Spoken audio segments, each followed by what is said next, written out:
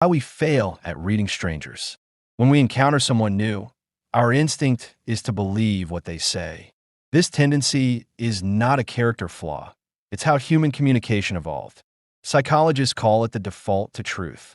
Most of us assume the people we meet are telling the truth, not because we've weighed the evidence and decided they're credible, but because disbelief takes effort. It's cognitively expensive to question every statement. So we rely on a basic trust in human honesty to keep social interaction efficient and functional. This default works well in stable environments with familiar people. But with strangers, especially in high-stakes or ambiguous situations, it becomes a liability. We're not good at detecting lies in people we don't know because we expect their words and expressions to match their intentions. When they don't, we often don't notice until it's too late. History offers countless examples of this misplaced trust. Take the case of Neville Chamberlain, the British Prime Minister who famously misread Adolf Hitler in 1938. After meeting the German leader multiple times, Chamberlain was convinced Hitler was a reasonable man who could be appeased. He believed Hitler's promises not because he had hard evidence, but because he judged the dictator based on tone, demeanor, and seemingly rational behavior. That error in judgment cost millions of lives. In more recent times, the case of Bernie Madoff follows a similar arc. Madoff ran one of the largest Ponzi schemes in history, defrauding investors out of billions of dollars. Despite years of warnings and red flags, many experienced financiers and regulators refused to believe he was lying. He didn't act like a fraudster. He was calm, polite, confident. He fit their mental model of a trustworthy man, so they trusted him. These aren't isolated mistakes. They reveal a deeper truth about human cognition. When faced with conflicting signals, we default to the one that feels easier to believe. If a stranger is acting nervous but says everything is fine, we're likely to believe the words. This disconnect is especially pronounced in unfamiliar cultural or emotional contexts, with the cues we rely on, like eye contact, tone, or body language, may mean something very different. The consequences of this tendency range from personal misunderstandings to global disasters. And yet, we continue to approach strangers with a confidence we haven't earned. We assume we can read them when often we can't. Recognizing that flaw isn't a call for paranoia. It's a prompt to slow down, question our instincts, and accept that understanding strangers is far harder than we think. Point 2. The transparency illusion. When Amanda Knox was put on trial for the murder of her roommate in Italy, the evidence against her was thin. What tipped public opinion and eventually swayed investigators wasn't a smoking gun. It was her demeanor. She smiled in court. She kissed her boyfriend while under investigation. She didn't cry in the right way at the right moments. To many, she didn't look like someone racked with guilt or grief. And so, they assumed she was guilty. This is the transparency illusion in action. The belief that we can read people by observing their expressions, posture, tone, or behavior. We assume that inner feelings are reliably reflected on the surface. If someone acts nervous, we think they're hiding something. If they seem confident, we take them at their word. But human expression isn't universal. It's shaped by culture, personality, context, and even chance. And more often than we realize, we get it wrong. In Knox's case, cultural differences played a massive role.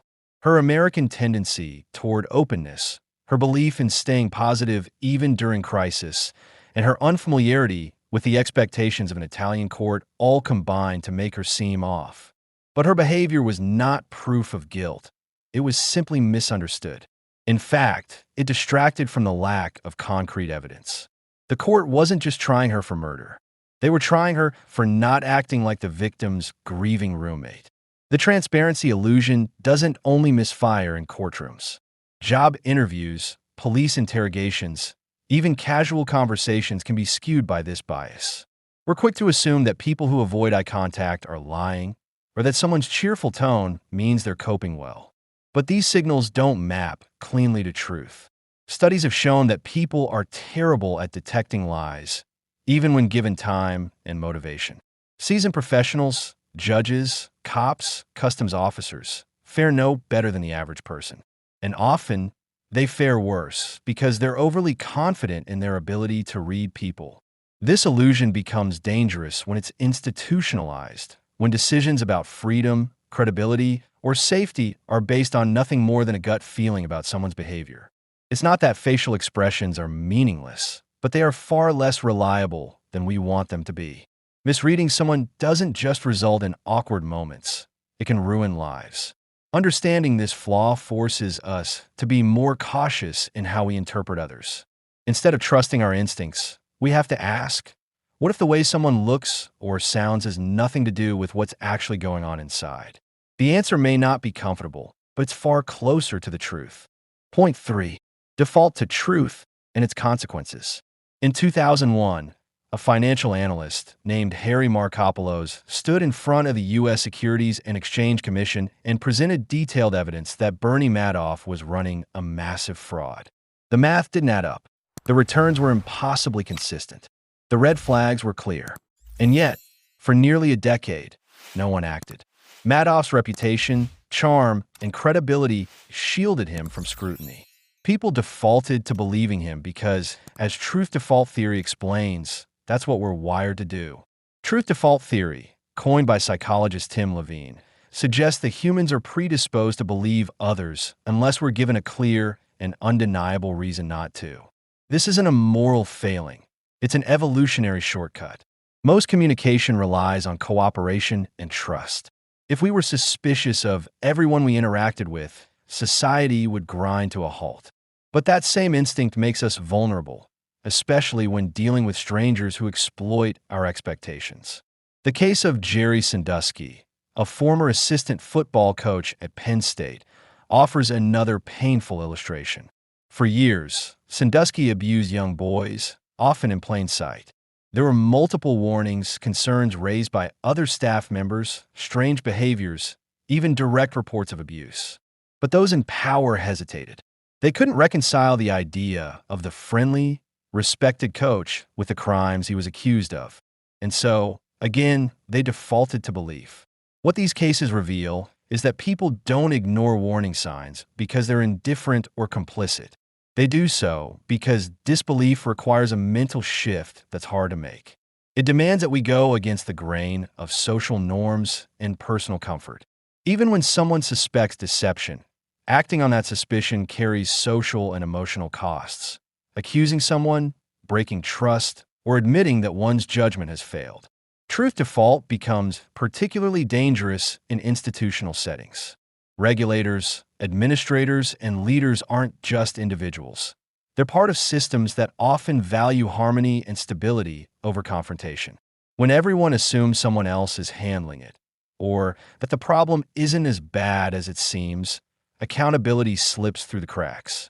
We like to think that spotting a liar is just a matter of being sharp or skeptical enough. But the reality is that deception isn't always visible, and lies rarely come with obvious tells. Without concrete, overwhelming evidence, most people, even professionals, will lean toward belief. It's not foolishness, it's human nature. And unless we build systems that account for this default, we'll keep missing the truth until it's far too late. Point 4. The problem with coupling. In the mid-1960s, suicide rates in Britain were unusually high. The method in many of these cases was surprisingly consistent: inhaling coal gas. At the time, British homes were heated and cooked with gas produced from coal, which was rich in carbon monoxide. It was accessible, lethal, and painless, a method that left little room for survival. Then, in the late 1960s, the British government began switching households over to natural gas, which had almost no carbon monoxide. As that transition unfolded, suicide rates dropped sharply. The surprising part? The people who had once used gas didn't simply switch to another method. They stopped altogether. This is coupling. The idea that behavior, particularly extreme behavior, isn't just a reflection of internal character or motivation, but is deeply bound to context, location, and opportunity. When the context changes, so does the behavior. Coupling challenges the assumption that if someone really wants to do something, whether it's take their own life, commit a crime, or act out violently, they'll find a way.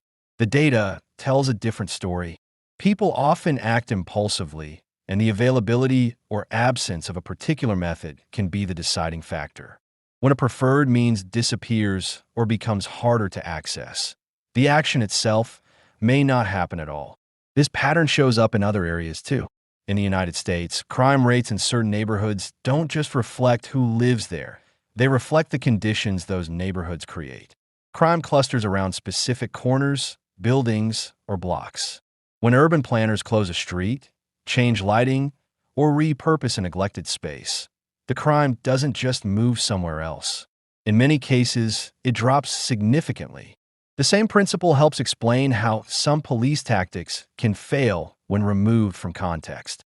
An officer trained in a high-crime zone may develop instincts suited to that environment, but transplant that officer to a quiet suburb, and those same instincts may appear aggressive or inappropriate. The behavior is not detached from the surroundings, it's shaped by them. Recognizing coupling forces a shift in how we view personal responsibility. It doesn't eliminate it, but it reframes it. Instead of always asking why a person did something, we also need to ask where, when, and under what conditions.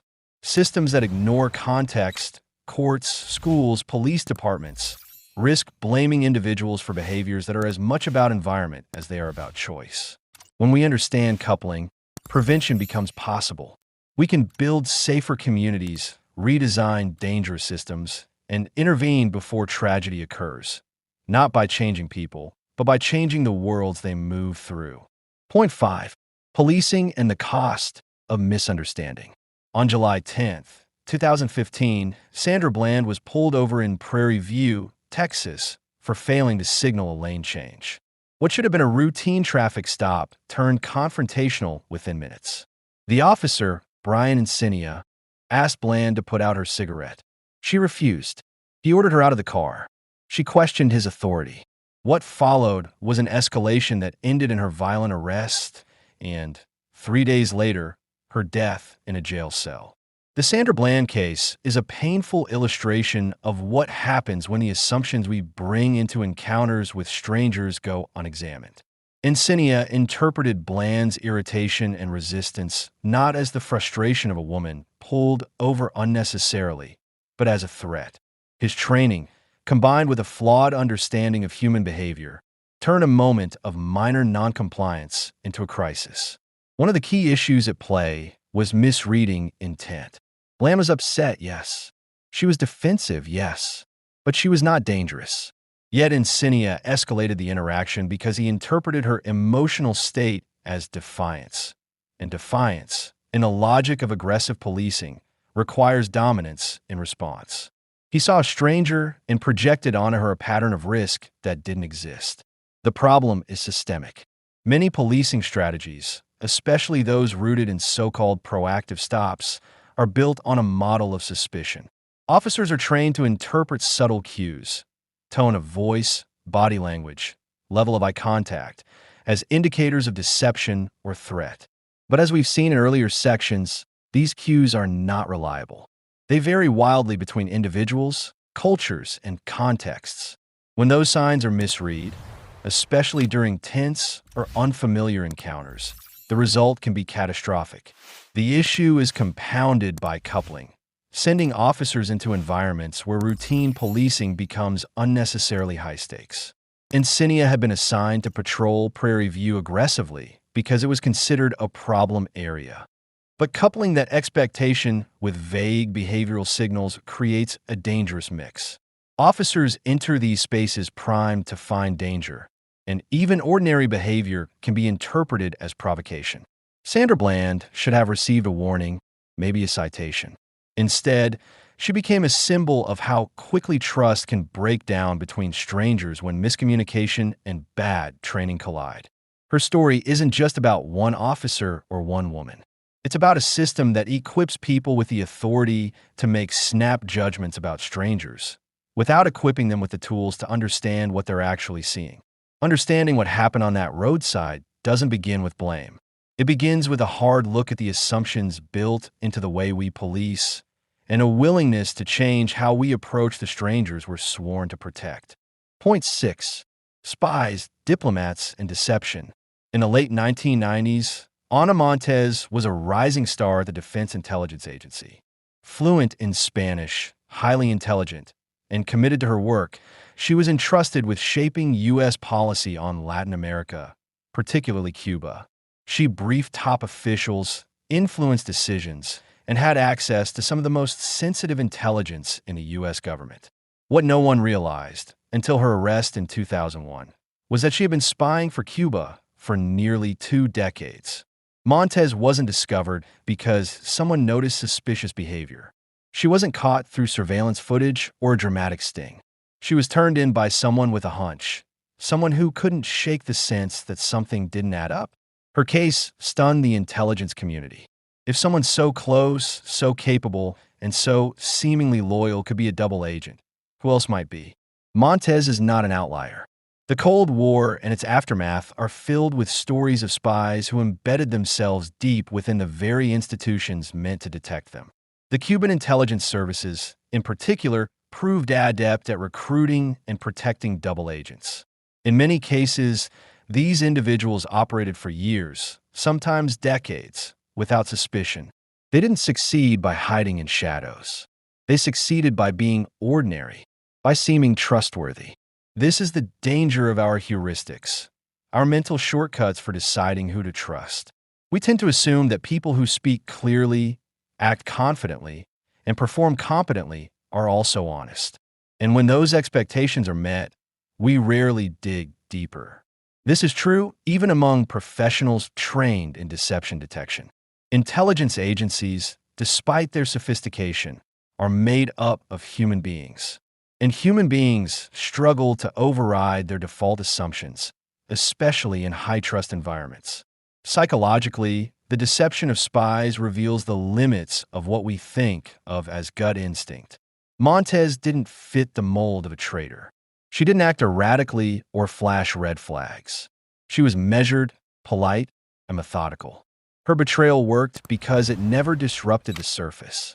She gave people no reason to doubt her, so they didn't. The lesson here isn't that people should be perpetually suspicious. It's that even the most rational systems are vulnerable to well-performed lies. Experience and training do not immunize against deception. Sometimes, they provide a false sense of security. When trust becomes a reflex, the cost of being wrong can be measured in secrets leaked, policies compromised, and lives put at risk. Point 7. The limits of intelligence and intent.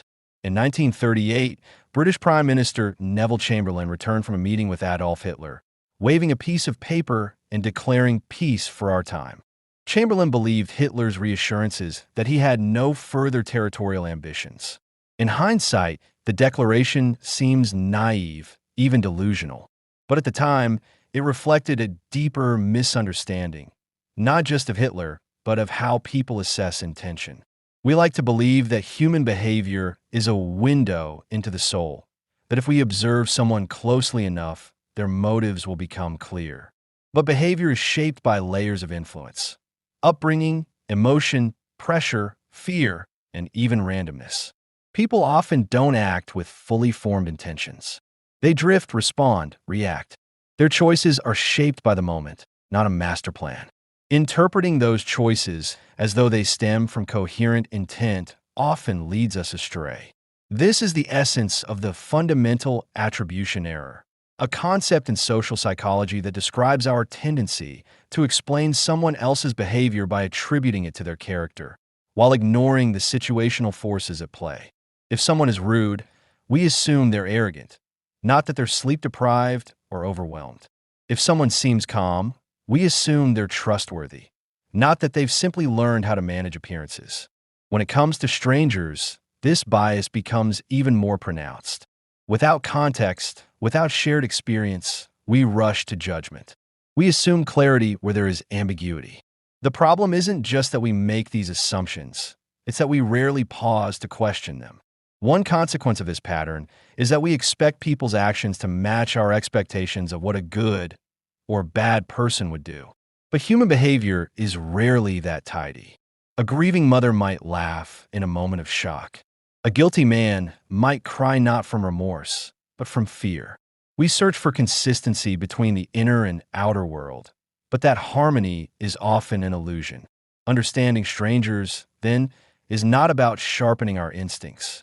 It's about softening them. It's about resisting the impulse to label, define, and finalize. To meet someone we don't know and say, with confidence, "I understand you," is more hubris than insight. The wiser move is to hold space for uncertainty, to ask not just, "What did they do?" but also, "What else might have been happening?" In a world of fractured signals and complex lives, humility is not weakness. It's a form of intelligence. Point 8. Alcohol, disinhibition, and misjudgment. In January 2015, two Stanford students came across a disturbing scene.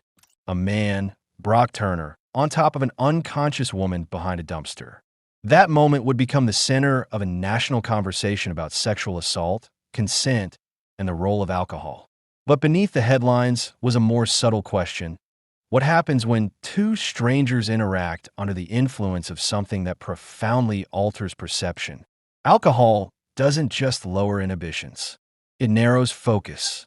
Psychologists call this alcohol myopia, a state in which the brain loses the ability to process broader context.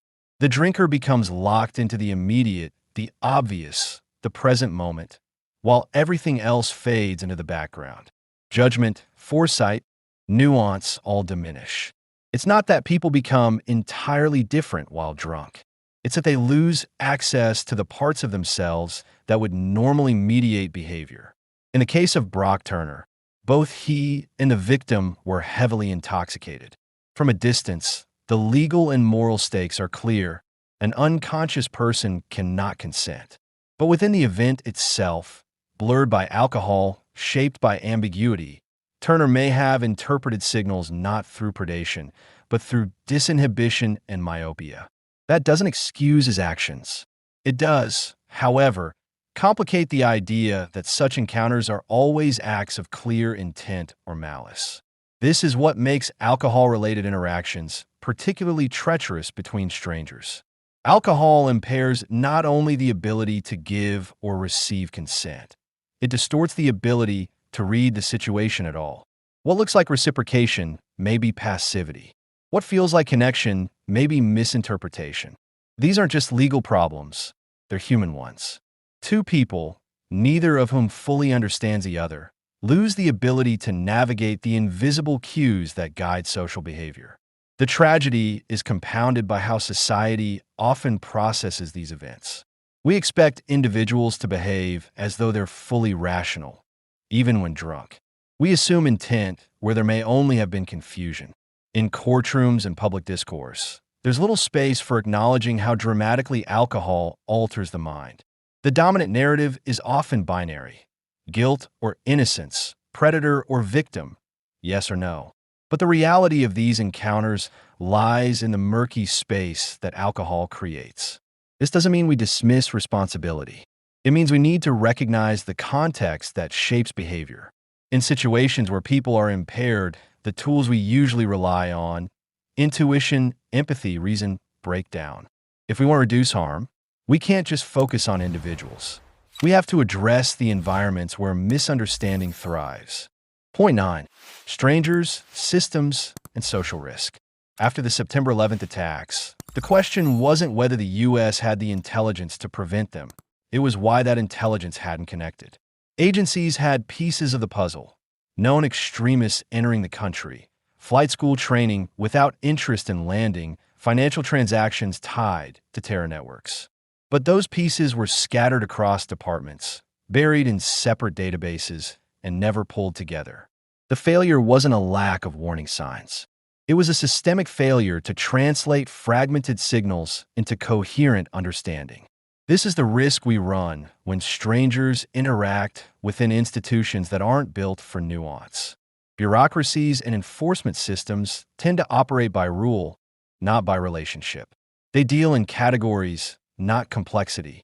In such structures, strangers are sorted into predefined boxes: suspect or compliant, threat or non-threat, fit or unfit, and once sorted, treated accordingly.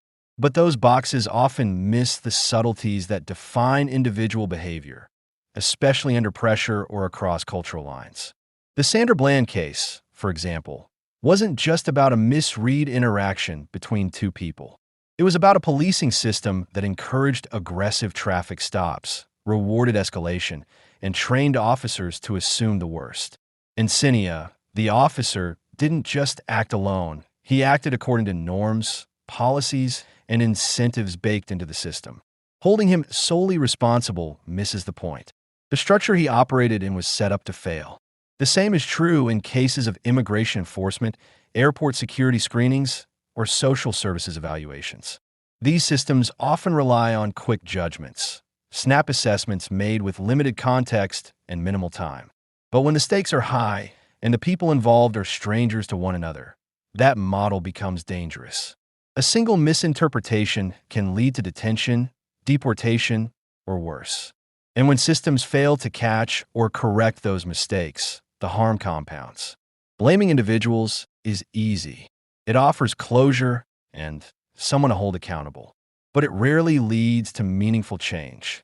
Systems that process thousands of stranger interactions daily, whether in courts, hospitals, or border crossings, must be designed to anticipate misunderstanding, not punish it. That means rethinking training, rewriting protocols, and building in checks that acknowledge how often first impressions are wrong. Trust in institutions depends not on perfection, but on their ability to recognize and adapt to human error. When strangers meet inside flawed systems, the risk isn't just personal, it's structural. Reducing that risk means reforming the frameworks, not just the faces within them. Point 10. Conclusion. We are conditioned to approach strangers with a level of confidence we rarely earn. We think we can read expressions, judge tone, and interpret silence. We think we know what guilt looks like, or honesty, or danger. But the stories throughout this book of tragic police encounters, misread emotions, institutional blind spots, and invisible lies tell us otherwise. They reveal how poorly we understand those we don't know, and how often that misunderstanding costs someone their freedom, dignity, or life. The conclusion is not that we should never talk to strangers. It's that we must do it differently. First, with humility. Not the performative kind, but real humility, an active awareness that we're often wrong about people. That even when someone seems off, that judgment may say more about us than them. That silence may be fear. That confidence may be performance. When we lead with humility, we give ourselves permission not to jump to conclusions. Second, we need to become more attuned to context. Human behavior doesn't float in a vacuum. It is shaped, limited, and distorted by environment, stress, power dynamics, culture, trauma, and dozens of invisible forces. A stranger's behavior, especially in high-stakes situations, might have little to do with character and everything to do with the moment they're trapped in. If we ignore those layers, we miss the truth. Third, we need to question our assumptions. The hard part isn't spotting a lie or deciphering a facial expression. It's recognizing that our own filters, shaped by personal experience, media, upbringing, are constantly distorting what we see. Before forming an opinion, it's worth asking, what do I think I know about this person, and where did that idea come from? What evidence am I relying on, and is it really enough? These aren't soft ideals. They're practical tools for avoiding harm. In courtrooms, classrooms, police departments, airports, boardrooms, wherever strangers meet, approaching others with humility, context, and self-questioning doesn't make us weaker. It makes us more accurate. The world is full of people we don't know. We can't avoid interacting with them, but we can change how we do it, not by trying to get better at spotting truth, but by getting better at living with uncertainty. Talking to strangers isn't about mastering skill. It's about learning how to suspend judgment long enough to see what we would otherwise miss.